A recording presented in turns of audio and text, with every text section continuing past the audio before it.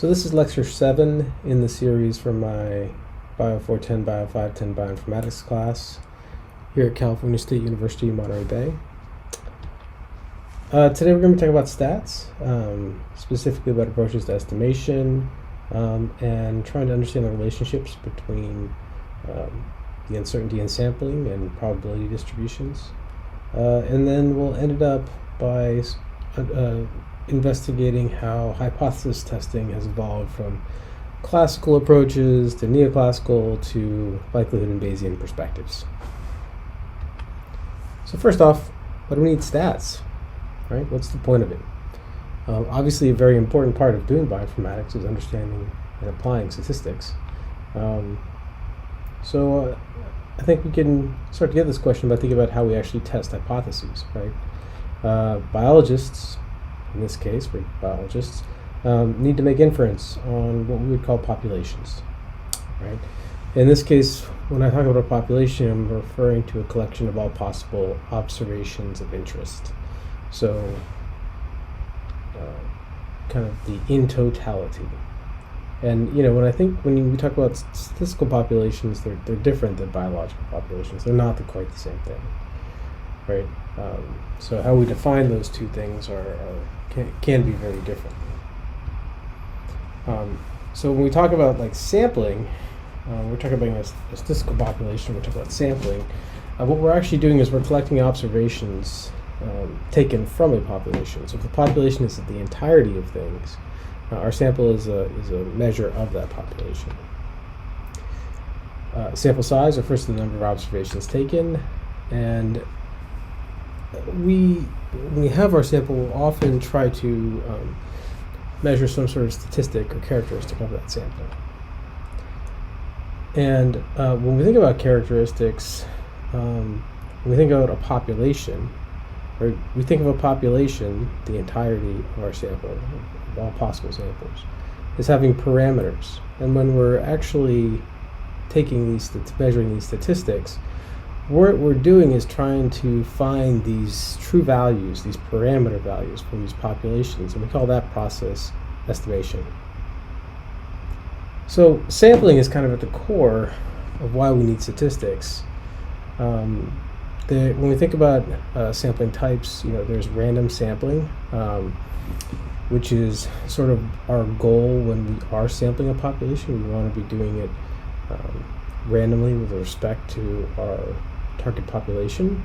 And the reason why we do this is we want our data to be indicative of any observation having the same probability of being collected.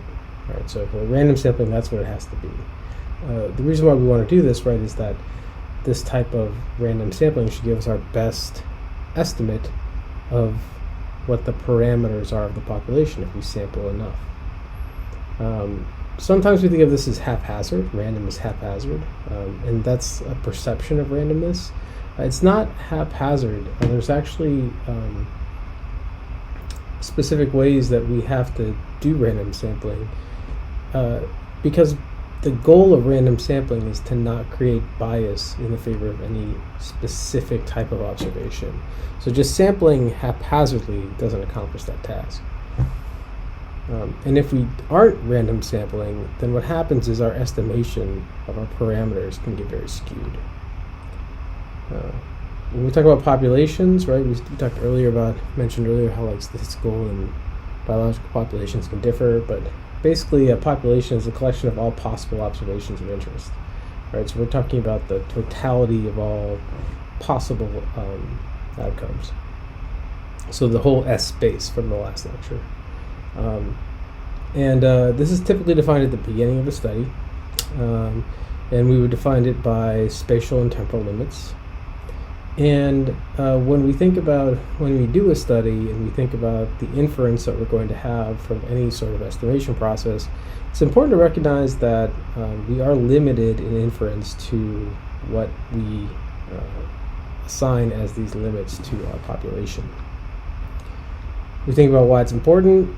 Well, basically, we're trying to draw, when we take a sample out of a population, we're basically trying to make it equivalent to what a population would be, but it's not quite, right? And then logically, we would also try to then say, if we estimate this sampling statistic, then that should be equivalent to a population parameter. Right, population parameters we consider to be fixed values, not random. They don't have a probability distribution, which is different than how we would think about it from a Bayesian perspective. But there's some sort of true value out there, the target of the central limits theorem. But sample statistics are just an estimate of that parameter value. And so we then think of them as actually being random values with a probability distribution. So depending upon the sample that I take, I might get close to the population parameter, but I may not get the exact value of it. Right, so in this way, we think of it being random, because if I was to take multiple samples from a population, I could end up with different values for the sampling statistic that I'm targeting each time. What do I mean by a random value? When I say a random variable or a random value, what I'm referring to there is a variable that can take on a set of possible numerical values, each with an associated probability, right? And we think of these random variables being pulled from a probability distribution. So there's an underlying probability distribution which will describe the list of values with associated probabilities for these values of random variables, right? And over on the right here is an example of some discrete random variables, right? So in this case, we have a series of coin tosses, right? And this is 3 coin tosses, and this is the probability of certain types of outcomes, right? So what's the probability that I'm going to get 0 tails? What's the probability I'm going to get 1 tail? What's the probability I'm going to get 2 tails? What's the probability I'm going to get 3 tails? And this is a discrete random variable probability distribution. And so when I talk about discrete random variables, I'm talking about sort of these finite or countable set forms. There are various types of random variables. Probably one of the ones that we'll use a lot in this class, or is applied a lot, is the Bernoulli random variable. And to think about this, it's just kind of like your yes or no, true, false, heads, tails kind of example, right? There's only 2 possible outcomes. So we have, possible outcome where the p that x equals 0, and that's 1 minus p, and then we have where x equals 1, that equals p. So following the laws of probability. And so that Bernoulli variable brings us to another binomial distribution. And so when we think about a binomial distribution, this is a binomial random variable, right, that counts the number of successes in n independent Bernoulli trials, so one or the other, right? So it's a yes, no, it's a heads, tails, it's that kind of thing, right? So in this case, the Bernoulli random variable is the variable, and the binomial distribution is the distribution. And if we look at what we're actually calculating the probability of, is we're calculating the probability of k number of successes. So k number of tails, 3 number of tails, 2 numbers of tails, 0 number of tails, 1 number of tails, etc. And this is the equation that we would use for this, right? We say what's the probability that x equals k, and we would divide, we would use this information where we would substitute in values for n, which is the number of samples, k, which is the number of specific successes, and p, which is a probability value. And so in this case, when we think about distributions, we generally go through and we'll try to characterize these distributions in different ways. And 2 of the first ways that we characterize them are the first 2 moments of a distribution. We refer to these as the mean and the variance. And so the mean is the average of values weighted by the probability, and the variance is a way to characterize the spread of the data. And if we look at 2 different probability mass functions for 2 discrete random variables, we can see that they can actually have the same mean. In this case, the mean is both 0, but they have very different variances. Here the variance will be very small, and here the variance will be very large. In addition to the binomial distribution, there are other discrete random variable distributions. The Poisson distribution is a good example of this. The Poisson distribution is a limiting case of the binomial distribution. It's where we have large number of trials and the probability of success is small but constant. Often, a lot of people will refer to a Poisson distribution as being a random distribution. Here, one of the things that defines a Poisson distribution is that the mean is equal to the variance. And we have an equation over here on the right side where p of x equals k equals beta to the k divided by k factorial times e raised to the negative beta, right? And in this distribution, one of the things that we have is we have this parameter beta, and you can choose different values for that parameter and end up with different outcomes. So it's a very useful distribution, the Poisson distribution. We often use it to do things like determine the amount of genome sequencing we need for whole genome shotgun sequencing. We use it for modeling the number of high-scoring pair segments in sequence database analysis, and there's also even a derivation of the Jukes-Kanner process that scores that are based upon this Poisson distribution. So those are just some examples of some discrete cases, right? And it's important to talk about discrete cases because we're dealing with things like nucleotide frequencies, right, or nucleotide sequences, right? And in that case, we have specific outcomes. It might not be a binomial outcome. There's 4 different bases that it could be, but you get the picture, right? There are discrete random variables. We also have continuous random variables that we might be interested in, and these include random variables with values that lie in a continuous interval or a collection of intervals. And when we think about how we use those continuous variables, we use them to form probability density functions. And these density functions are used then to determine the probability of a continuous random variable over a specific given range. And generally we note that using this structure here, we say the probability of x between c and d, right? And we compute that as being the area that's underneath the curve. So we just kind of add up this part of the curve, we divide it by the total value of area under the curve, and we can figure out what proportion of the density function is covered by this c to d interval, right? And so the area under the curve is fixed to 1, so we can figure out what proportion is. It tells us the probability of getting a value in between these two numbers. And this is just an example of what it would look like, right? We've got count data, right? We then scale it a little bit to put it all on a common scale, and then you can just kind of pick your interval and figure out, okay, if I wanted a data value in this interval, what's the probability that I would recover a value there? And you basically just will fit a curve, a normal distribution, a Gaussian curve, to this data and be able to calculate those values.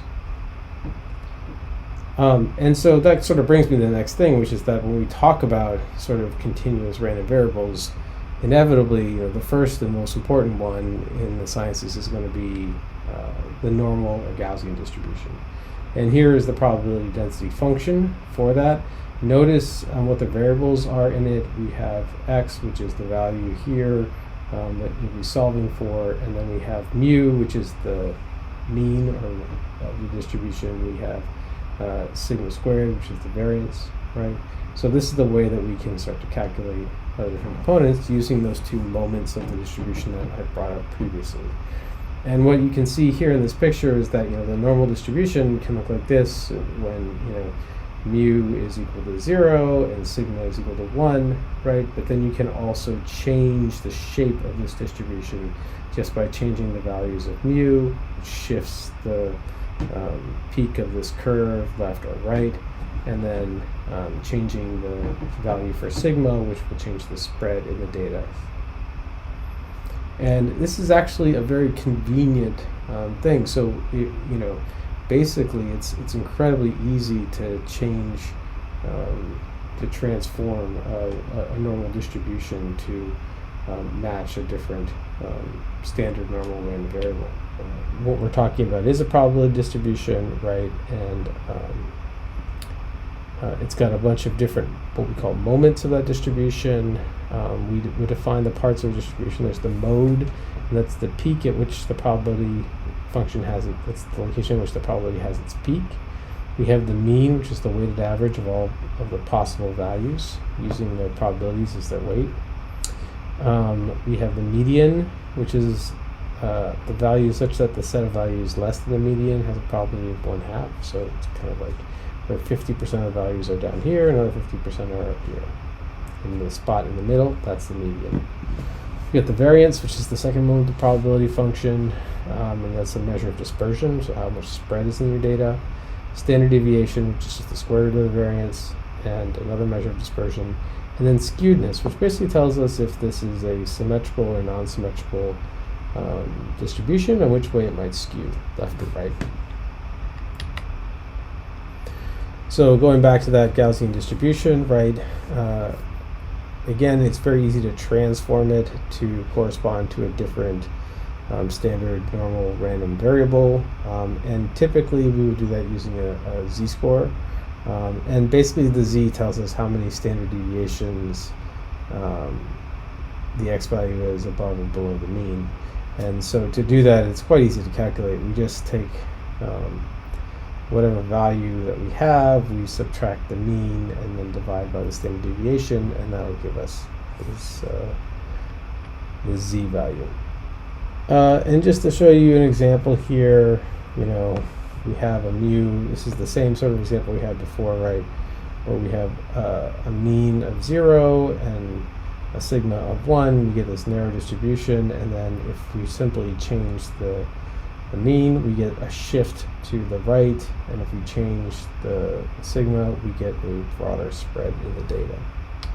So this is a classic way one might think about this type of shift. So we can say, okay, yeah, well, what if I look at the probability that, how can I calculate getting the probability of one that has a height of less than 62 inches, right? And I know that if I know that how to define the distribution, the fact that it has a mean of 65.5 and a sigma of 2.5, right?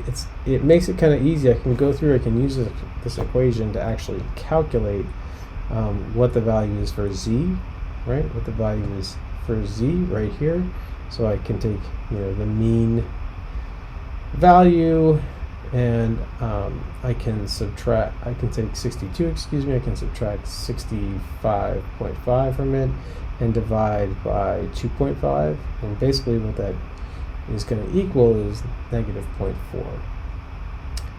Once I know that looking for everything less than 62, and I know this is minus 0.4, I can basically go ahead and draw a line here on this distribution, and I'll figure out what percentage of the distribution is less than minus 1.4 z-score, right here. And it turns out that that's about 8.1. Right, so I can figure out pretty easily that about 8.1 of the probability distribution is less than 62 inches. So that's one of the ways we can use the Gaussian distribution to calculate probabilities. And think again, we're using the z-score process to calculate a certain position, and then figuring out, we can convert it using the z-scores back to the actual units that we're interested in. And it basically tells us, how much of the distribution is under the curve, either above or below a certain threshold number. So this brings us to the topic of hypothesis testing. You might not have seen that coming, but here we are. Interestingly enough, we're going to start off with sort of the classical perspective which was largely supported and developed by R.A. Fisher. R.A. Fisher is kind of a complicated figure for scientists, especially mathematicians and statisticians.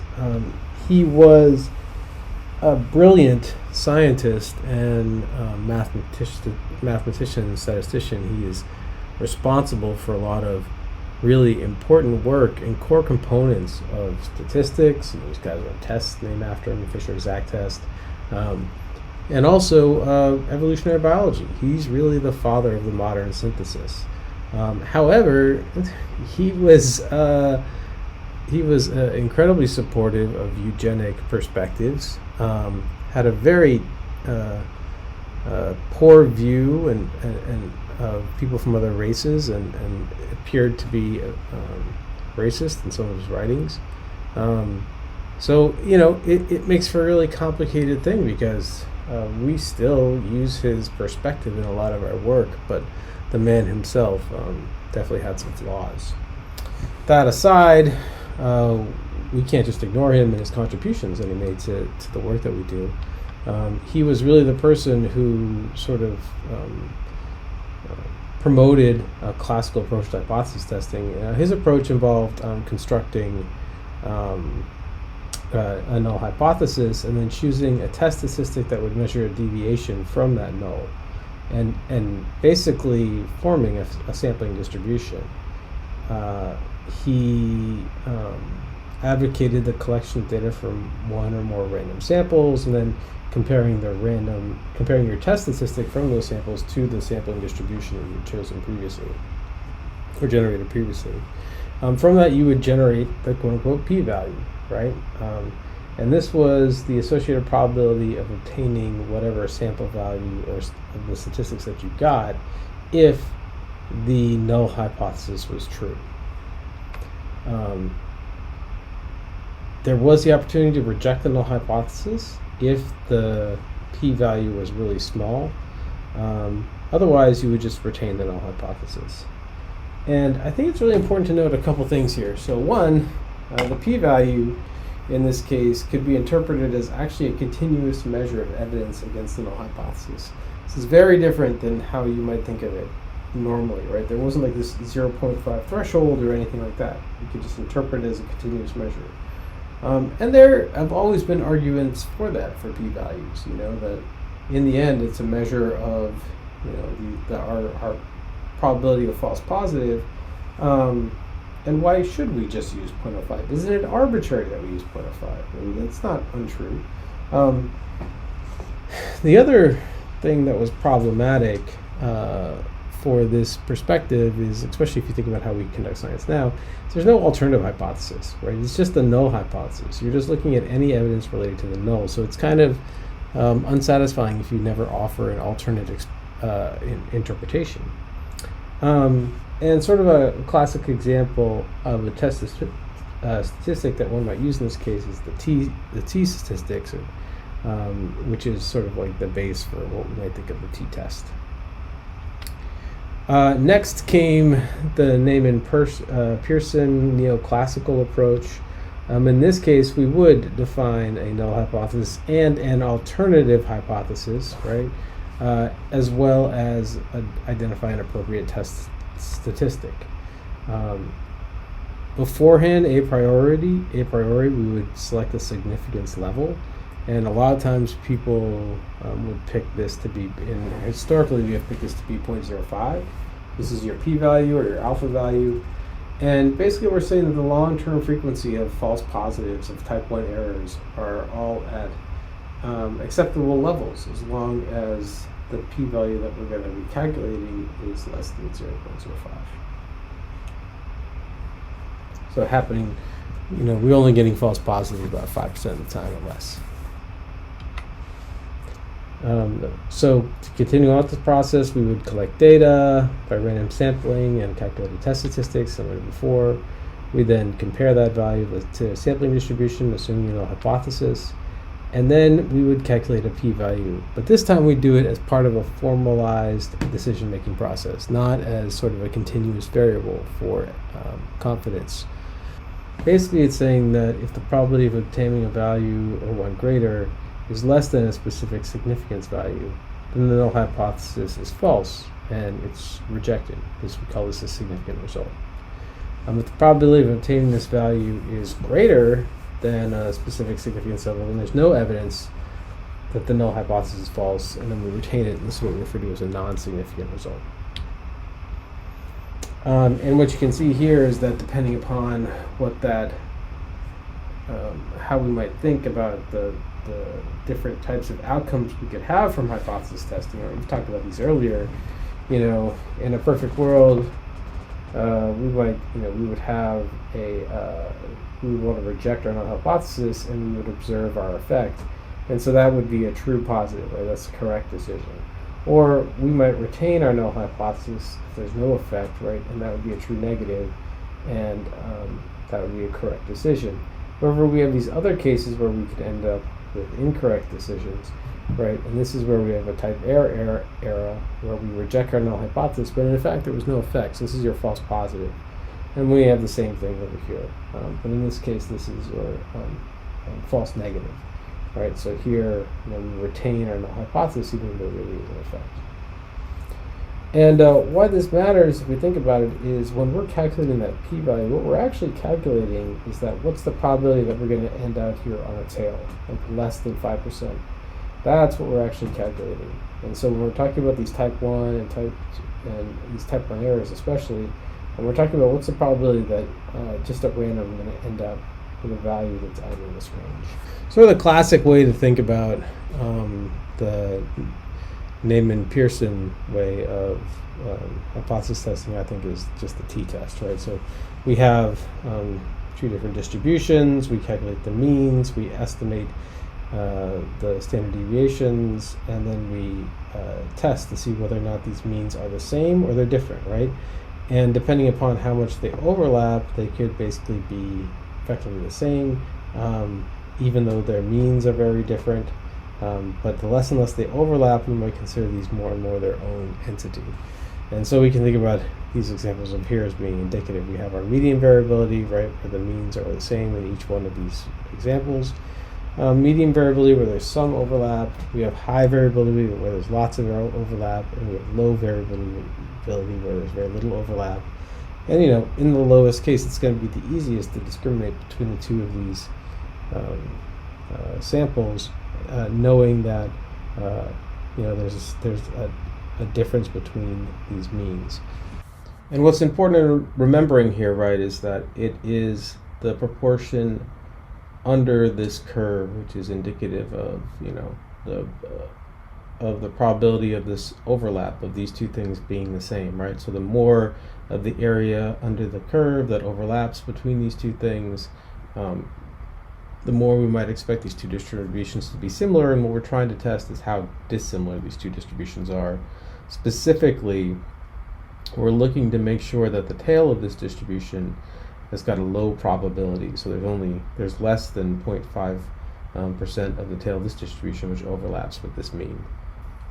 So that's an example of sort of a traditional Gaussian-based probability distribution test.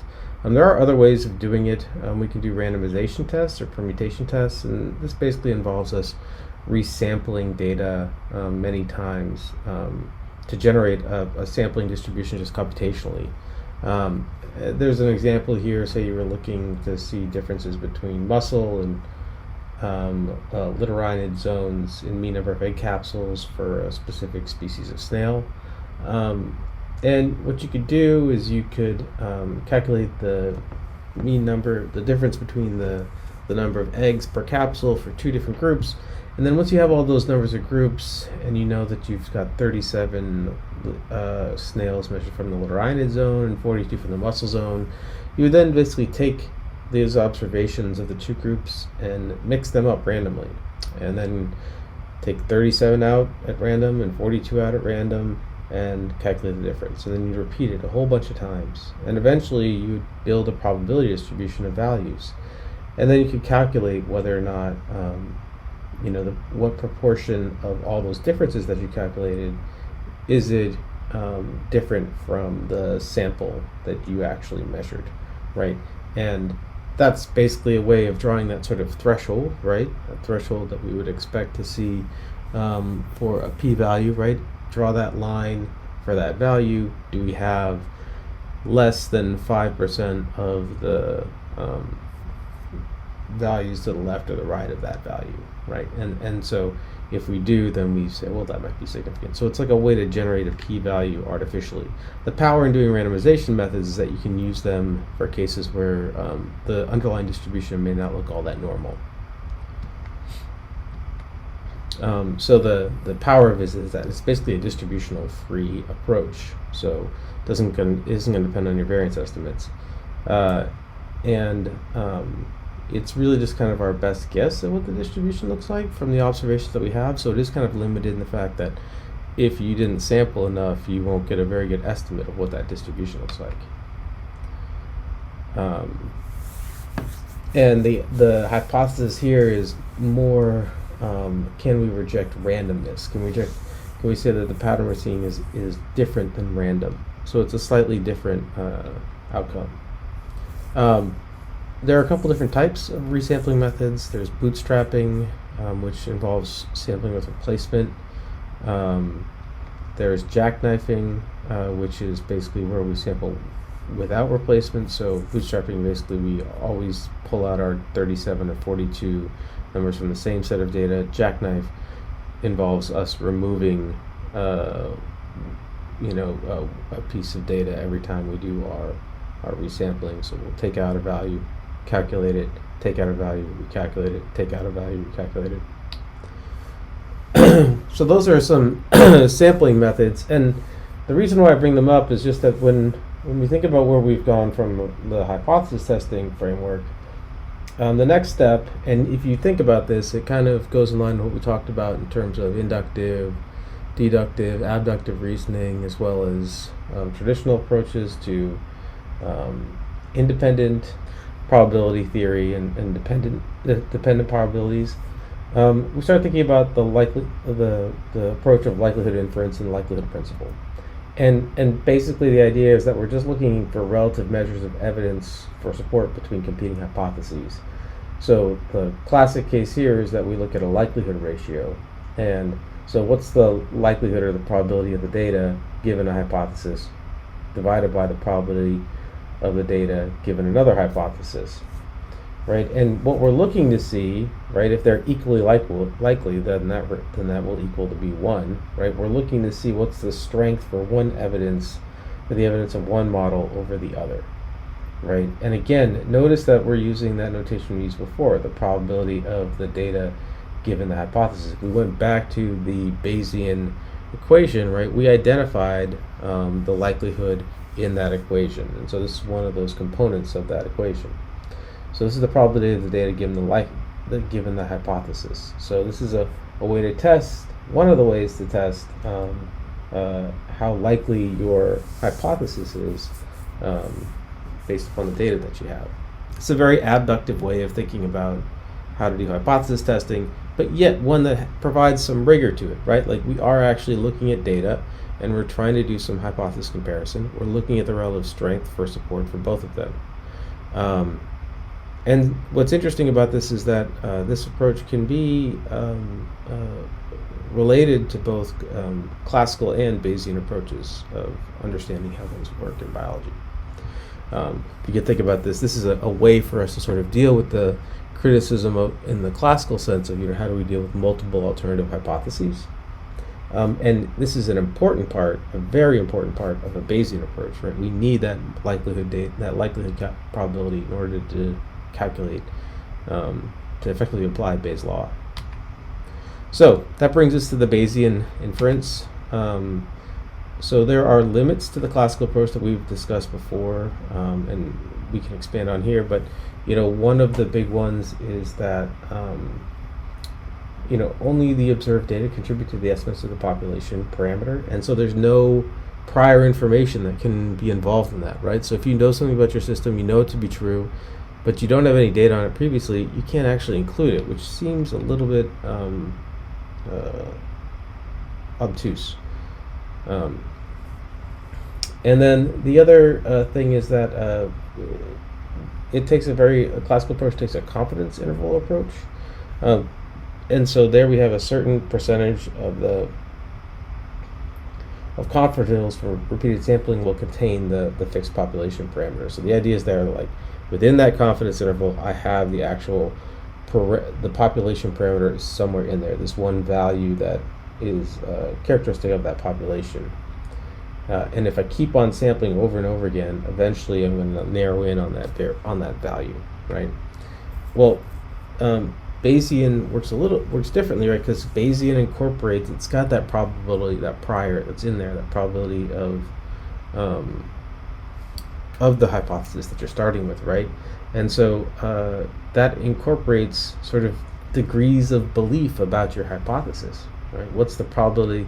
And it produces a probability statement about the parameter, not a confidence interval. Not like I know it's in this thing. It actually gives us a probability state. And so what it does is it gives us a 95% probability that a population parameter lies within a certain interval. So the frequentists say it has to be in this, and Bayesian say, well, it's 95% probable that's in this interval. And it sounds the same, but it's got a different connotation to it.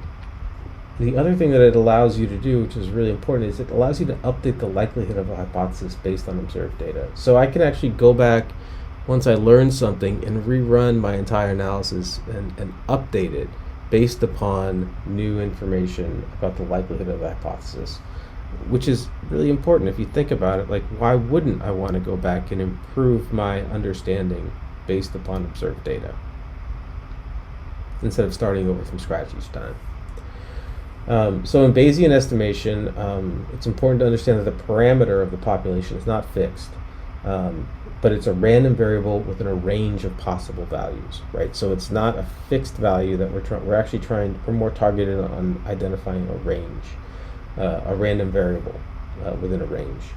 And each value has a difference probability of being true within that range, right? So it's a very probabilistic approach. It abandons the frequentist perspective on probability, where it only focuses where the focus is only on sample data. Right, you now can include prior information and other information. As I mentioned before, critics don't like this because they see this assignment of probability largely as being an opinion of the scientist, not like something that's real. And again, if we go back to that original equation, right, in this case, instead of a hypothesis, we say we have the probability of a population parameter given the data is equal to the probability of the data given the population parameter, or the likelihood from the previous slide, right? Looks very similar to this case right here, data given the hypothesis, times the probability of the parameter, which is your prior probability, and the probability of the data, right, which is your marginal likelihood value. In this case, this population parameter is essentially the same thing as our hypothesis that we were talking about before, right? We call this last entity right here that we're trying to calculate, this is the posterior probability of this population parameter conditional on the observed data. So the probability of the hypothesis or the parameter given the data. So what about these priors? Like, I've been talking a lot about them, but what do you mean when you say a prior? Well, it's a probability, so it generally will come from a probability distribution. And there's lots of different kinds. And you kind of pick the one that makes more sense to you based upon what you know about your system. If you know very little about your system, often people pick a uniform prior, where the probability is equal across a specific range of values. We want to think about this example with the cells staining that I talked about last class. That's an example of a non-informative prior, right? Like I could just pick a range and say, well, I know it's somewhere in this range, right? And in that case, I'm just sort of bounding my expectations by what I think is a feasible or reasonable expectation. There also are informative priors, right? And informative priors say, well, I actually know something about the underlying distribution already about the system, right? I know it's got a mean and a variance of this. I know it's normally distributed. I know it's gamma distributed. Whatever I know, like I might have data that I can actually generate that from. And as long as I'm relatively confident in that, it seems like, why would I not want to use that information? Now, you do want to be careful, because if you want to make sure that when you're doing your analysis, that your analysis isn't just recapitulating your prior. So it's not just your prior that's driving all the dynamics of your analysis. But there are different ways to inform that, right? So you can try your analysis with different types of primer defined in different ways to test that problem. So when we talk about the application of Bayes' laws in this case, and we talk about Bayesian inference, what we're really referring to is a method to update the likelihood of a hypothesis based on observed data. So we're updating the likelihood, okay? And we're going to do it based upon the data that we have. So the setup for a Bayesian inference, so we have a set of hypotheses, right? We have some hypotheses 1, 2, et cetera. We have prior distribution, right? And that's the probability that each of the hypotheses is true. And all hypotheses are assumed to be equally likely if no other information is given, right? So that would be kind of our flat prior or uniform prior. And so you can start from a case where you say, like, well, I think everything's about the same, like that can be your prior. Or you can say, I think they're all going to be different, right? And if I think about them as everything the same, that's kind of, it feels a little more frequentist, right? But it's not truly so just keep that in mind. But that's, our probability of each hypothesis. And then we have the likelihood of observing data if the hypothesis is true. This is our likelihood information. And then we use the same Bayes' law that we saw before, right, where we're calculating the probability of the data given the hypothesis times the probability of the hypothesis over the sum of all of them, right? So we're kind of looking at what proportion is there support for this one hypothesis versus all the hypotheses, right? What proportion does it make up? And that's going to be our posterior distribution. So it's important to understand that when we're doing Bayesian hypothesis testing, we're not doing alternative and null hypotheses, right? We're not saying this is a null hypothesis, this is a alternative hypothesis. We're saying, like, these are all my hypotheses. Which one of them is best supported by the data? Now, those could be, you could say, yeah, hypothesis 1 is technically my null hypothesis. And you could do your testing that way. And 2 would be alternative, but we don't call them that. We don't consider them that.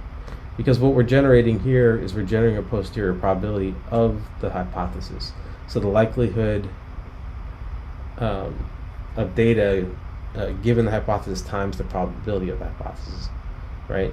And what we do then is we generate basically, how much support do we have in the data for each of the hypotheses.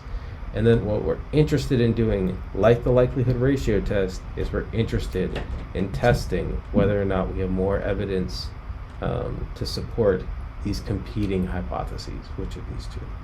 So it's a very different way of thinking about statistics than a classical approach. We use other terms like Bayes factors and other ways of measuring support for one hypothesis over the others, but it's a fundamentally different perspective on how to examine problems. But one that I think, if we think about the different types of reasoning, we can find a lot of support for, as long as we're comfortable with less than pure deductive reasoning. And I think in certain cases, deductive reasoning experiments and approaches are just not really feasible. And so it's important that we understand what the limitations are of the approaches we take. But this is also very powerful. And we use Bayesian approaches in our lives and find them to be perfectly logical and reasonable. Thanks for listening, and we'll definitely be going over examples of all of these in class. So hopefully the demonstrations will help nail down some of the concepts. Thanks.